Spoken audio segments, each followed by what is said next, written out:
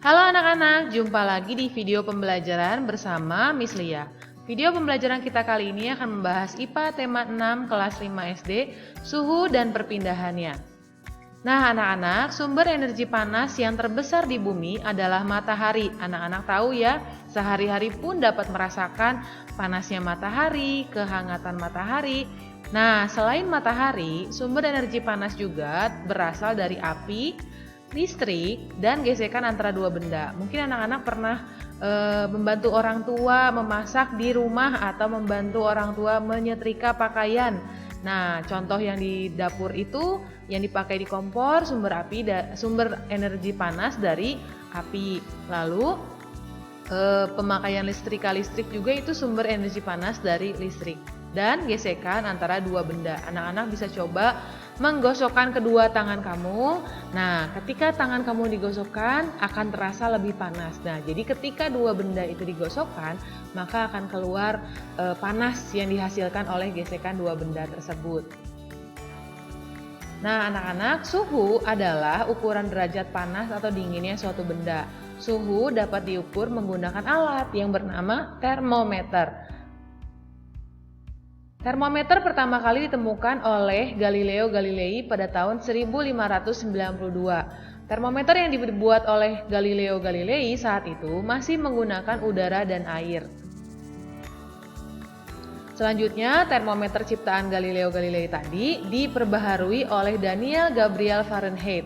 Pada tahun 1714, ilmuwan Jerman Daniel Gabriel Fahrenheit membuat termometer dengan menggunakan alkohol. Lalu setelah menggunakan alkohol diperbaharui lagi dan diganti menggunakan raksa. Setelah itu anak-anak, ternyata perkembangan termometer tidak berhenti sampai situ saja. Pada tahun 1742, Andreas Celsius membuat termometer dengan skala 0 sampai 100. Bapak Andreas Celsius ini adalah ilmuwan dari Swedia. Jadi, anak-anak, termometer yang kita gunakan saat ini di Indonesia itu berskala 0 sampai 100. Karena itu termometer yang kita gunakan adalah termometer buatan Bapak Andreas Celsius ya. Suhu dapat diukur dengan satuan Celsius, Fahrenheit, Reaumur maupun Kelvin. Hanya di negara kita, di negara Indonesia kita menggunakan satuan Celsius, yaitu buatan Bapak Andreas Celsius. Di negara-negara lain ada yang menggunakan satuan Fahrenheit, ada yang menggunakan satuan Reaumur, dan ada juga yang menggunakan satuan Kelvin. Anak-anak, kalorimeter. Satuan panas yang dinyatakan dalam kalori dan diukur menggunakan kalorimeter. Jadi anak-anak, kalorimeter itu dipakai sebagai alat untuk mengukur jumlah kalori atau jumlah satuan panas dalam suatu benda. Kita masuk ya ke perubahan wujud benda. Anak-anak tahu tidak bahwa benda-benda di sekitar kita dapat berubah wujudnya dipengaruhi oleh suhu. Jadi suhu yang ada di sekitar kita itu sangat berpengaruh terhadap bentuk-bentuk benda yang ada di sekitar kita juga. Anak-anak sudah pernah belajar ya di kelas-kelas sebelumnya. Miss Lia akan ingatkan kembali. Yang pertama, membeku. Perubahan wujud dari cair menjadi padat. Contohnya, perubahan air ketika dimasukkan ke dalam kulkas dia berubah menjadi es batu.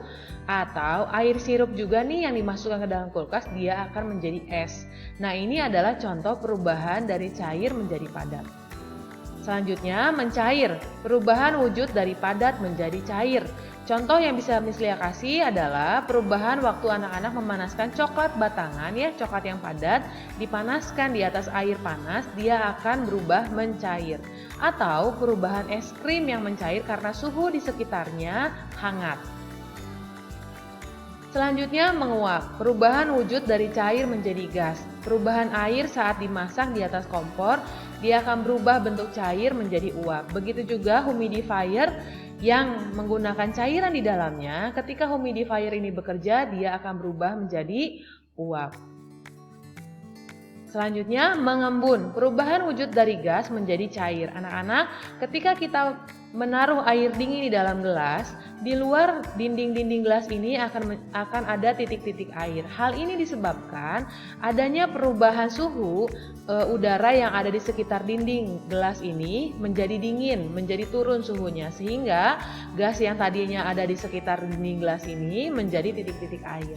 Begitu juga ketika kita pagi hari melihat adanya embun di pagi hari, di atas daun ini ada titik-titik embun, itu dikarenakan suhu udara yang turun sehingga dia berubah menjadi titik-titik air.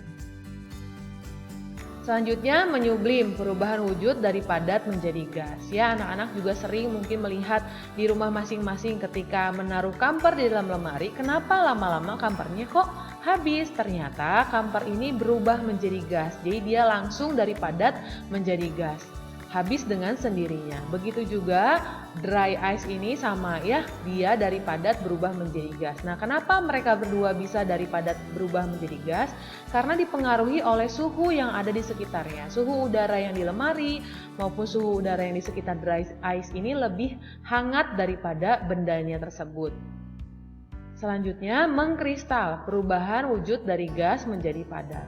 Nah, ketika salju terjadi pada musim dingin, dia berubah dari gas langsung menjadi padat, menjadi kristal-kristal salju. Nah, hal ini terjadi hanya di beberapa negara saja. Di negara Indonesia tidak ada ya anak-anak, tetapi perubahan ini juga mempengaruhi suhu di sekitar negara tersebut. Nah, inilah diagram perubahan wujud benda. Yang pertama, anak-anak bisa lihat dari padat menuju gas, dia menyublim.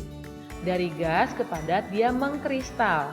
Lalu dari padat menjadi cair, dia mencair. Dari cair menjadi padat, dia membeku. Sedangkan dari cair ke gas, dia mengembun. Dari gas menjadi cair, ulangi. Dari gas menjadi cair, dia mengembun. Dari cair menjadi gas, dia menguap.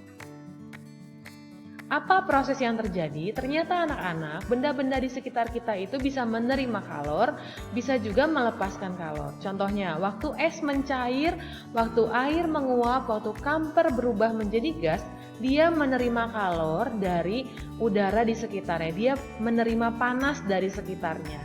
Ya, contohnya waktu es mencair, tadinya esnya dingin, tiba-tiba mencair jadi hangat. Nah, dia menerima panas dari udara di sekitarnya. Begitu juga yang melepaskan kalor, contohnya waktu air membeku, coklat didinginkan menjadi padat, uap menjadi kristal salju, dia pun menerima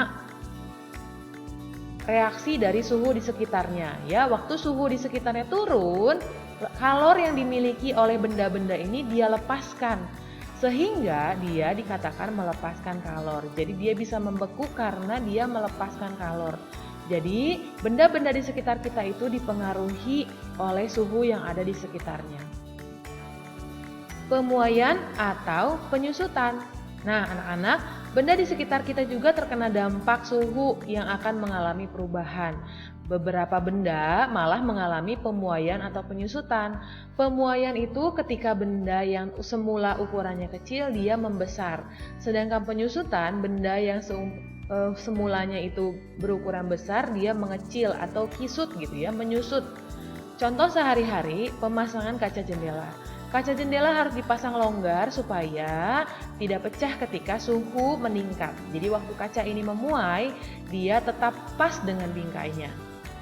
Lalu ada pemasangan kabel listrik. Kabel listrik di sekitar kita pun dipasang kendor. Kenapa? Karena ketika malam hari kabel ini akan menyusut dan akan tegang gitu ya anak-anak. Kalau tidak dipasang longgar, dia akan putus ketika malam hari waktu suhunya tiba-tiba turun. Lalu sambungan rel kereta api juga dibuat longgar atau ada jarak tuh. Ada jarak. Kenapa? Karena logam rel kereta api ini akan memuai ketika panas. Sehingga harus disiasati supaya tetap pada tempatnya. Kalau tidak, ini bisa rusak nih rel kereta apinya, bisa terjadi kecelakaan. Lalu ban dan balon juga akan mengalami pemuaian ketika disimpan di tempat yang terlalu panas dan lama, dia akan memuai. Lama-lama ban atau balon bisa pecah.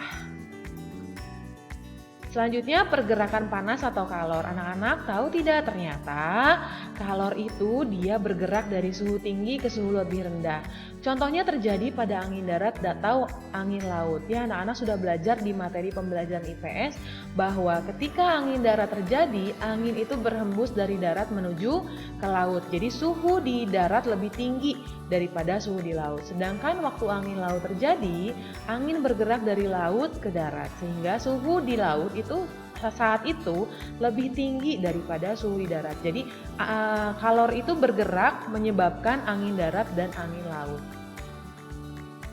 Anak-anak, cara perpindahan kalor ada 3 jenis, konduksi, konveksi, dan radiasi. Nah, untuk menjelaskan konduksi, konveksi, dan radiasi kita lanjutkan di video selanjutnya ya.